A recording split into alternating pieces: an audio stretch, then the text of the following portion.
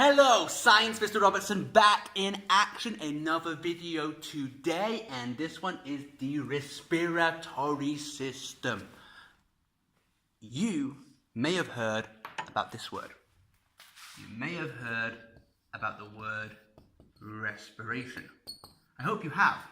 Respiration is the process we have for our bodies to make energy.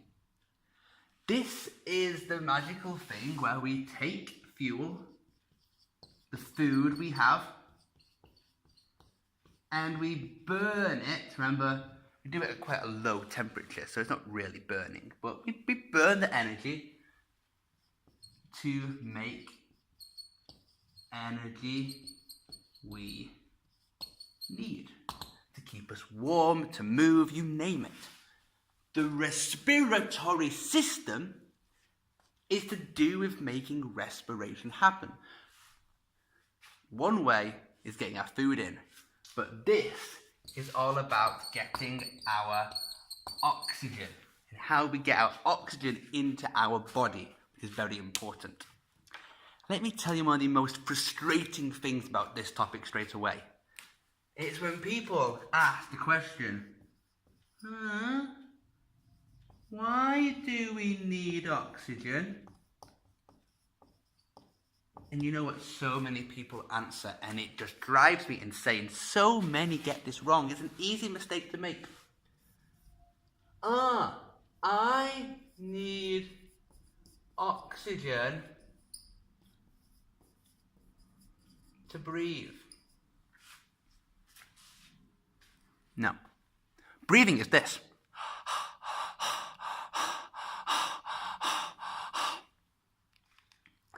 I don't need oxygen to do that. You put me in a place of no oxygen right now. You fill this room with carbon dioxide. My body is going to panic. My body is going to start breathing as fast as it possibly can, desperate to get any slice of oxygen it possibly can into my lungs. It can do that for about 2 or 3 minutes without any oxygen until the brain has no oxygen and yes, you'll eventually die. One of the important things here is that you've got the idea of breathing, which is a muscle movement, to move your muscles to let the air come in and out. Now, muscles can work with no oxygen. It's very hard, and if they do that, then you actually make something that's called lactic acid. Now, the last thing you want in your muscles is an acid. So, it's not a great thing to do. And our bodies can only do it for a few seconds, You try and run really fast. You can only do it for 20, 30 seconds tops. And then you start getting tired because you're not getting enough oxygen in. Your muscles have this acid in. They are hurting. Same idea. I need oxygen to breathe. So wrong. Why do we need oxygen? We need oxygen for respiration. To do that process, to get the fuel in our body into the energy that we need to live. That's what respiration is about. That is why we need oxygen. Oh, you know what? There's another trick to our system. And of course, to make sure it's clear to you, we have, this is awful. This is my person, more of a dinosaur, with a nose and a mouth here. It's like I've made a bird monster. It's awesome, and the air can go in the nose or the mouth, and then we have 2 lungs. The lungs are the places where the air goes. And we've got to look into the lungs in much more detail in the classroom as well. There's actually a double kill here. One thing is, of course, that oxygen comes in. Oxygen coming in is what we need here. We need oxygen to come in to do respiration. But we also need the thing that respiration makes to come out. And that is the carbon dioxide. Arguably, that's just as important because too much carbon dioxide in our bodies is going to be poisonous to us. It's slightly acidic. It's going to block the red blood cells from taking up the oxygen. So we actually want to get that out as much as we want to get that in. Both are incredibly, incredibly important. Also, something that comes out, kind of a crazy thing,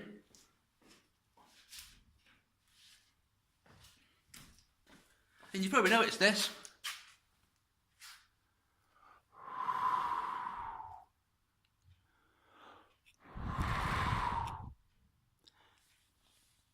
Water. Water does escape from our lungs very often. On a very hot day, it's one of the many reasons why we feel thirsty, not just from the sweating. So there's an extra thing to think about there as well. Water also does come out. How breathing works with our lungs is all about getting the air in and out. If I move my muscles down, you remember a little bit, move my muscles here, my diaphragm, this muscle down here, move that down and move my whole chest outwards. And you can hear that sound. That's the air rushing in. If I make a bigger volume in the lungs, then the air comes in. And when we say to take a deep breath, especially if you're doing something like singing, it's really important to take that breath as low down as you can so it's as strong as possible.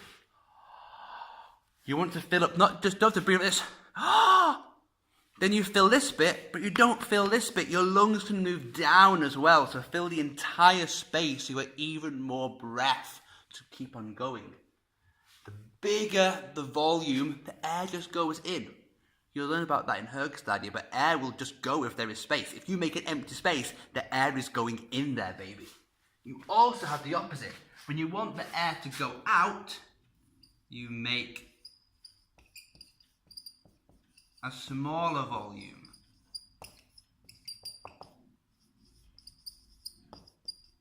Because then you're squeezing it. And again, like I said, air will go from places where there's not a lot of, from where there's a lot of it, to not lots of it. So if you squeeze it all together, there's lots of it in that space, and it will try and get out. Squeeze it down here, and it's running out of your body. And we do this all the time. Breathing is very important, so we get fresh air and oxygen into our lungs all the time. The best thing about the lungs, though, is that the lungs have this huge surface area. They've got something which is called alveoli, and the lungs have lots and lots of different sections and lines that go off from it. And the alveoli are super small little balls in the end of it. What they are doing, they increase the surface area so there's more place for oxygen to go into the blood.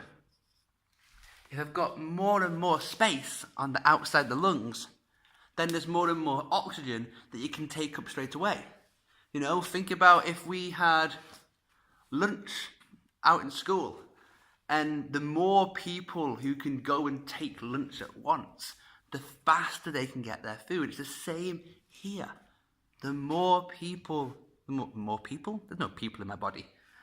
The more alveoli, then the more place there is for oxygen to come into my blood, and that is what I really want to happen. I'm going to leave this one here. Good luck, everybody. Thank you very much. Take care.